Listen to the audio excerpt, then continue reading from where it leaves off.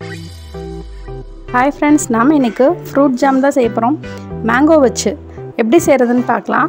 வாங்க. அதுக்கு நல்லா பழுத்த ஒரு மாம்பழம் எடுத்துக்கலாம். தோல் சீவிட்டு உள்ள இருக்க பல்ப் மட்டும் தனியா கட் பண்ணி எடுத்துக்கலாம்.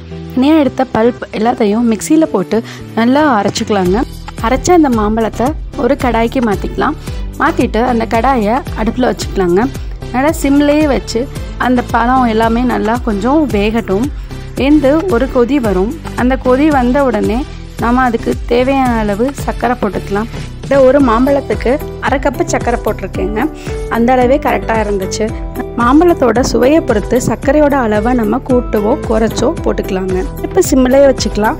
நல்லா கிண்டி சர்க்கரையெல்லாம் நல்லா கரையட்டும். சர்க்கரை நல்லா கரைஞ்சதுக்கப்புறம் lemon juice, half lemon juice மட்டும் ஊற்றிக்கலாம். ஊற்றி நல்லா அதை கலக்கிக்கலாம். இந்த மாம்பழம் நல்லா தண்ணியெல்லாம் கொஞ்சம் வற்றி நல்லா கெட்டியாகுங்க. அது வரைக்கும் நல்லா கிண்டிகிட்டே இருக்கலாம். அடுப்பு சிம்மிலேயே இருக்கட்டும்.